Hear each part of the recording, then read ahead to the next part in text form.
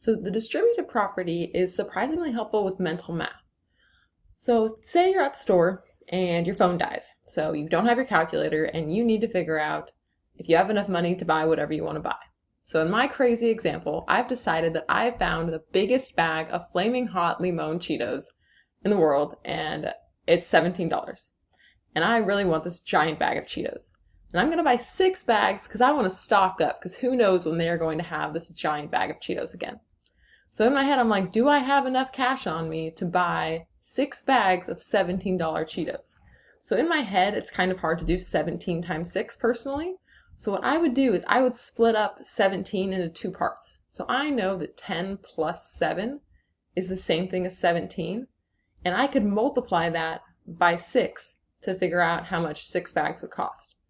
So 6 times 10 is 60. 6 times 7 is 42. And 60 plus 42 is 102.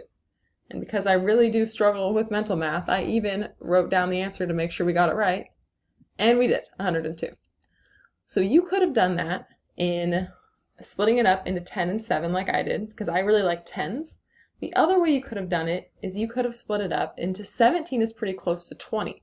So I could have split it up into 20 minus 3, because that also represents 17.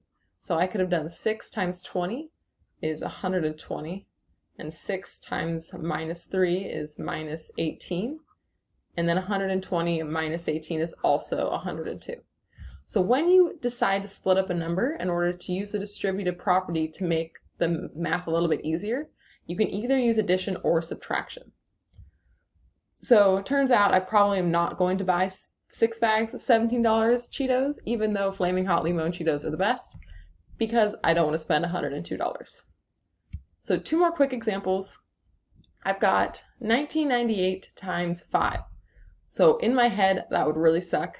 So what I'm going to do is I'm going to say that 1998 is really close to 2000. So I'm going to take 2000, and if I subtract 2 from that, that would give me this 1998. And then I'm going to multiply by 5. So a reminder, distributive property works backwards. So I can do 5 times 2000 is 10,000. And 5 times minus 2 is minus 10. So what we're left with is 9,990.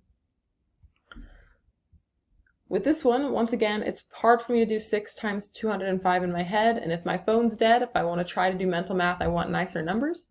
So I'm going to do 200 plus 5, and that's the same thing as 205. So I can distribute, get 1,200, and get 30.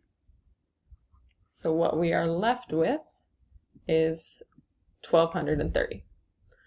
So this method is good for just finding nicer numbers that multiply together that you can do quickly in your head, so that you're not always reliant on a calculator if your calculator dies or if your phone dies. So why don't you guys go participate in the next activity and try this out.